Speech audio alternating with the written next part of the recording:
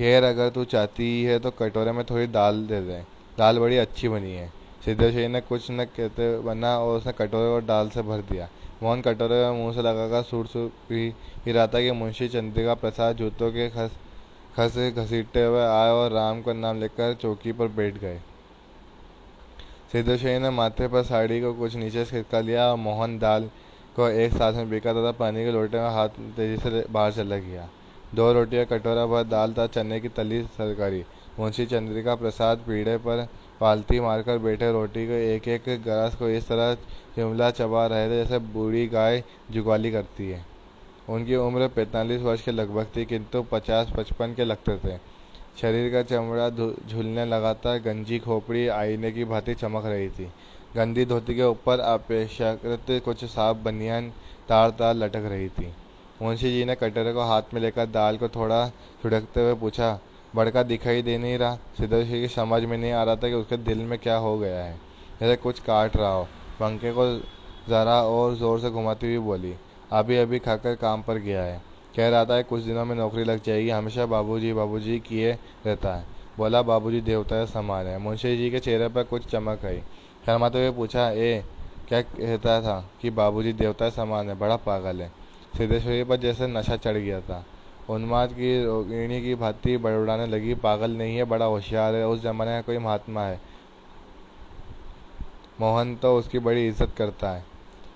आज कह रहा था कि भैया की शहर में बड़ी इज्जत होती है, पढ़ने लिखने वाले में बड़ा आदर होता है, और बड़का तो छोटे भाइयों पर जान देता है। दुनिया में वो सब कुछ सह सकता है, पर यह नहीं देख सकता कि उसके प्रमोद को कुछ हो जाए।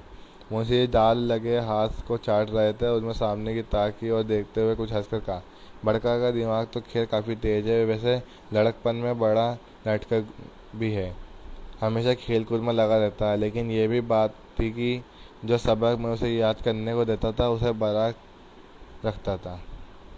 असल तो यह कि तीनों लड़के काफ़ी होशियार थे, प्रमोद को कम समझती हो, यह कहकर वह अचानक जोर से हंस पड़े।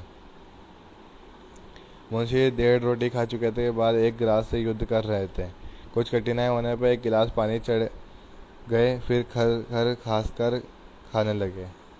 फिर चुप्पी छा गई। दूर से किसी आटे की चक्की की पुक पुक आवाज़ सुनाई दे रही थी और पास के नीम के पेड़ पर बैठा कोई पंडुक लगातार बोल रहा था। सिद्धेश्वरी के समझ में नहीं आ रहा था कि क्या कहे।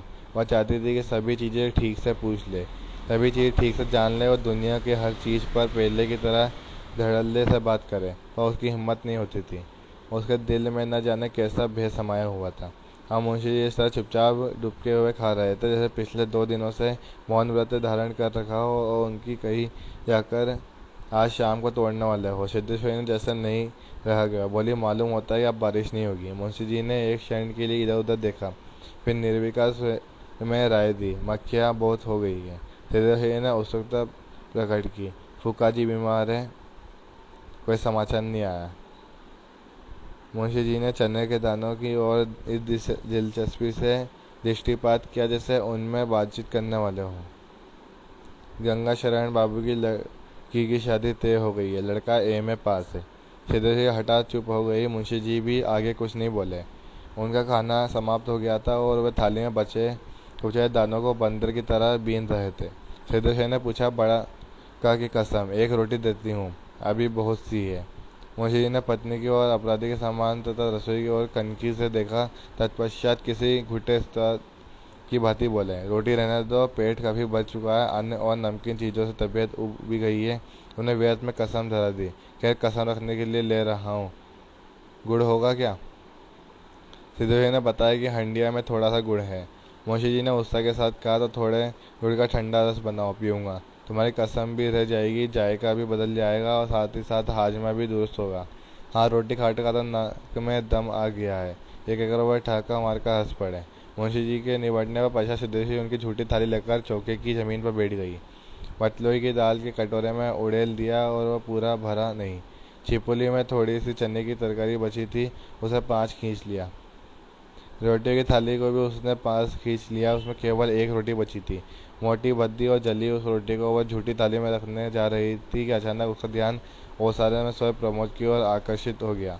उसने लड़के को कुछ देर तक एकाएक देखा, फिर रोटी को दो बराबर टुकड़ों में विभाजित कर दिया। एक टुकड़े को तो अलग रख दिया और दूसरे टुकड़े को अपनी झूठी थाली में रख लिया। तंदुपरांत एक लोटा पानी लेकर खाने में बैठ गई। उसका पहला गिलास मुंह में रखा और तब न मालूम कहाँ से उसकी आंखों में टप टप आंसू चुनने लगे।